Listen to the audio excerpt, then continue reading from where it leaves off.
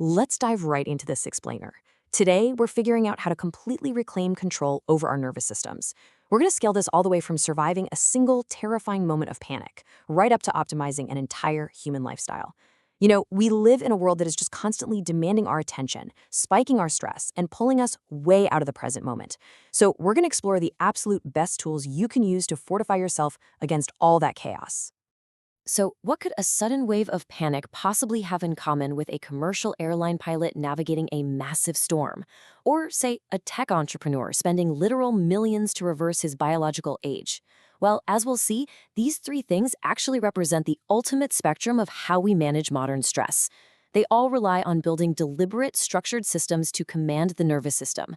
It's all about making sure we stay safe, focused, and healthy, literally, no matter what wild environment we find ourselves in. First off, I really want to validate what you might be feeling right now. Over 284 million people worldwide experience anxiety disorders. I mean, let that number really sink in. 284 million. Plus, 61% of adults in the US alone have experienced some form of trauma. So, if you're sitting there and you often feel just completely overwhelmed, like your mind is racing and your body is tense, you've got to know that this feeling is a massive, shared human experience. You are absolutely not alone. And more importantly, there's a very real physiological reason behind it. I love how the Cleveland Clinic explains the physiological problem we face. They say, think of your mind as a tree, and your anxiety is this huge storm blowing your branches in all directions.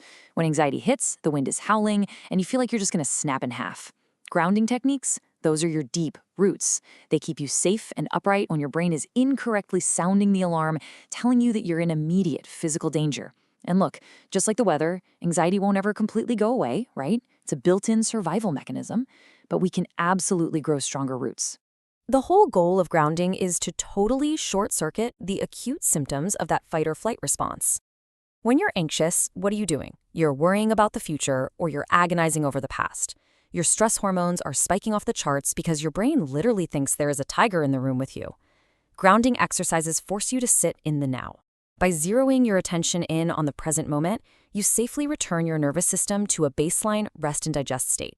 This actually physically reduces those circulating stress hormones. Okay, so these are your immediate toolkits for what we'll call the micro level of stress.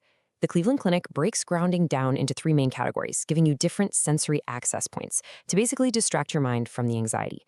First, you've got mental grounding. This gives your brain a specific, logical task, like, say, categorizing the pens on your desk or counting backward. Then there's physical grounding, which brings you right back into your body, like holding the edge of a chair super tightly gives all that anxious pressure somewhere to actually land. And finally, soothing grounding. Think petting your dog or repeating positive affirmations. These actively work to lower your cortisol levels and recreate a feeling of safety.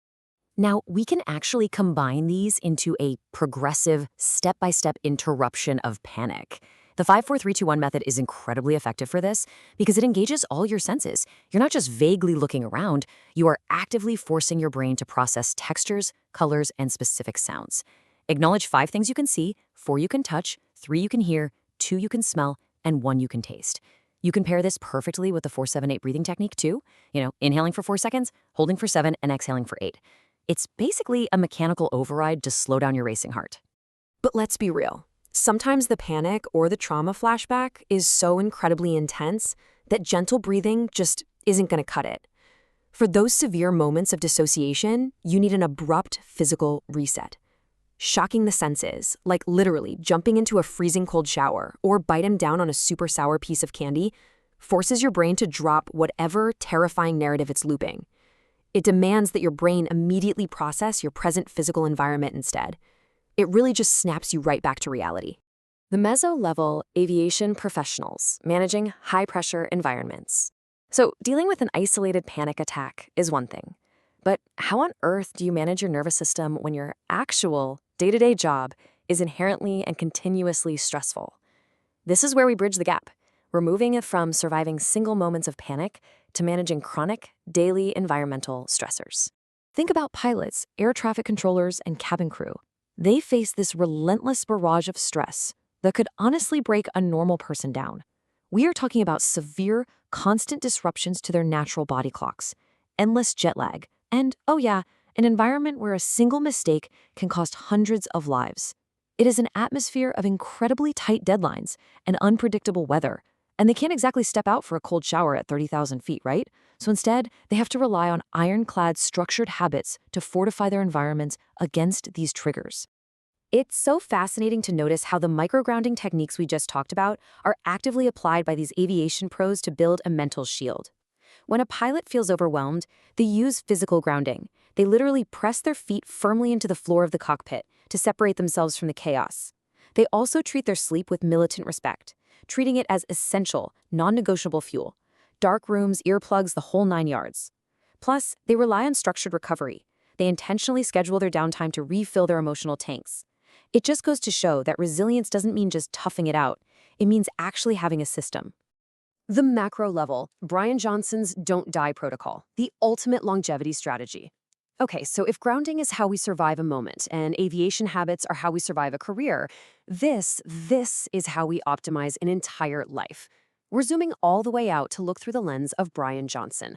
He's a tech entrepreneur who is literally spending millions of dollars to reverse his biological age and become the most measured human in existence. Now, Johnson's pre-bed routine is undeniably extreme, but his daily habits are basically these incredibly rigid biological boundaries designed to perfectly optimize his system. If you look closely, you'll see he relies heavily on the exact same principles of sleep hygiene used by those aviation professionals. He totally blocks out blue light 60 minutes before bed, stops eating way early, like noon early, and amazingly, he even implements a strict no fights or arguments after 5 p.m. rule. Seriously, this ensures he absolutely doesn't spike his cortisol or adrenaline when his body is trying to wind down.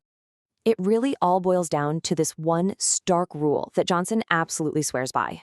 If you want perfect sleep, which by the way, he calls the world's absolute best performance-enhancing drug, you must lower your resting heart rate before you hit the pillow. Every single behavior in his evening routine is centered entirely around removing metabolic and emotional stressors. That way, his heart rate drops, allowing for the deep, restorative sleep that is absolutely necessary for extreme longevity. And just look at how he controls his daily macros. His intake is capped at exactly 2,250 calories. That's a deliberate 10% caloric restriction. Johnson operates on this intense philosophy that every single calorie must fight for its life to support his health. By controlling his macros so strictly, going heavy on healthy fats and super precise with his carbohydrates and proteins, he ensures his diet never ever acts as an internal, inflammatory stressor to his body. But you gotta wonder, how does anyone maintain this incredible discipline? Well, Johnson actually used to struggle with severe stress eating. To stop it, he created this fascinating mental categorizing technique. He literally gave his self-destructive bad habits a name. He called it Evening Brian.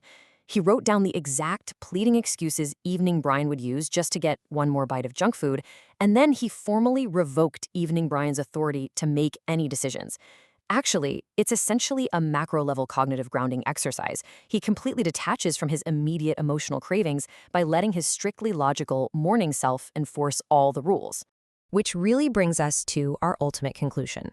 Whether you are counting backward from 100 during a terrifying panic attack, pressing your feet into the floor of a turbulent cockpit, or managing a multi-million-dollar anti-aging protocol, the foundational principle is exactly the same. It all comes down to building a deliberate, structured system, a system that prioritizes your physical and mental well-being completely over the chaos of your environment. We've explored an amazing, comprehensive toolkit today in this explainer, from the immediate sensory reset of biting a sour piece of candy to treating your sleep as absolute non-negotiable fuel, all the way to literally revoking the authority of your own bad habits. So my final question for you is to reflect right now. Which of these micro, meso, or macro strategies can you implement today to reclaim control of your nervous system? The wind is always going to blow, but you get to decide how deep your roots go.